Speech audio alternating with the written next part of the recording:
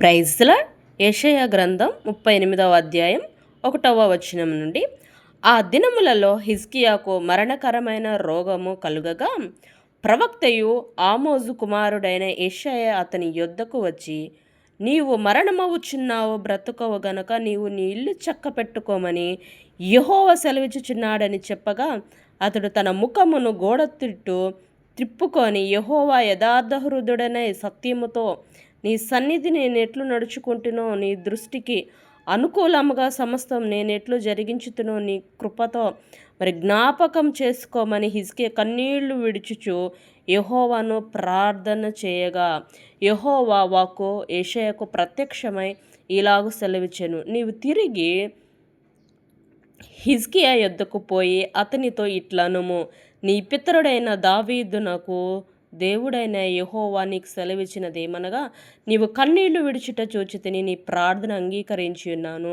ఇక 15 సంవత్సరాలు ఆయుష్ నీకిచ్చేదను, మరియు ఈ పట్టణమును నేను కాపాడుచు నిన్ను ఈ పట్టణమును అష్షూరు రాజు చేతిలో పడకుండా విడిపించెదను. యెహోవా తాను పలికిన మాట నెరవేర్చుటకు ఇది యెహోవా వలన నీకు కలిగిన సూచన. దేవుడు ఈరోజు నీకు చేస్తున్న వాగ్దానం ఏమిటంటే, నీవు కన్నీళ్లు విడుచుట దేవుడు చూశాడంట, నీ ప్రార్థన అంగీకరించి ఉన్నానని దేవుని వాక్కు తెలియజేస్తుండగా, నువ్వు ప్రార్థన చేయడం కన్నీళ్లతో దేవుడు చూశాడంట. అయితే నీ ఎడల దేవుడు గొప్ప కార్యము చేయబోతున్నానని దేవుడు వాక్కు తెలియజేస్తుంది. చాలా హిజ్కియా ధైర్యంగా దేవుణ్ణి అడుగుతున్నాడు. ఏమనంటే, యెహోవా యథార్థ హృదయుడే సత్యముతో నీ సన్నిధి నేను ఎట్లు నడుచుకుంటునో, నీ దృష్టికి అనుకూలముగా సమస్తం నేను ఎట్లా జరిగించుతున్నో కృపతో జ్ఞాపకం చేసుకో అని నీ కన్నీళ్లు విడుస్తూ దేవుణ్ణి ప్రార్థిస్తున్నాడు. ఈరోజు నువ్వు కన్నీళ్లు విడుస్తూ ప్రార్థన చేస్తున్నావేమో.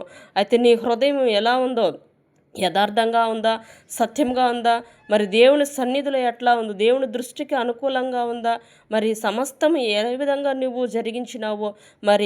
హిజ్కియా మహారాజు ఆ విధంగా ఉన్నాడు గనక తన యథార్థంగా సత్యంతో దేవుని సన్నిధిని కనిపెట్టుకొని, ఒక రాజు అని గర్వం లేకుండా చాలా అనుకువగా తగ్గించుకొని దేవుని ప్రజలకు పోరాడిన దేవుని యందు భయభక్తులు కలిగిన హిజ్కియా మహారాజు ధైర్యంగా అడుగుతున్నాడు. ఈరోజు నీవు కూడా ధైర్యంగా మాట్లాడగలవా దేవుడితో?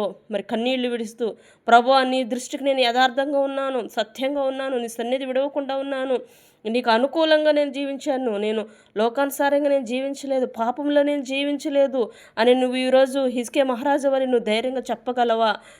చెప్పగలిగితే ధన్యురాలివి, ధన్యుడివి. ఎందుకంటే హిజ్కియా మహారాజు ఆ విధంగా నడుచుకున్నాడు కనుక తను దేవుణ్ణి ప్రశ్నిస్తున్నాడు.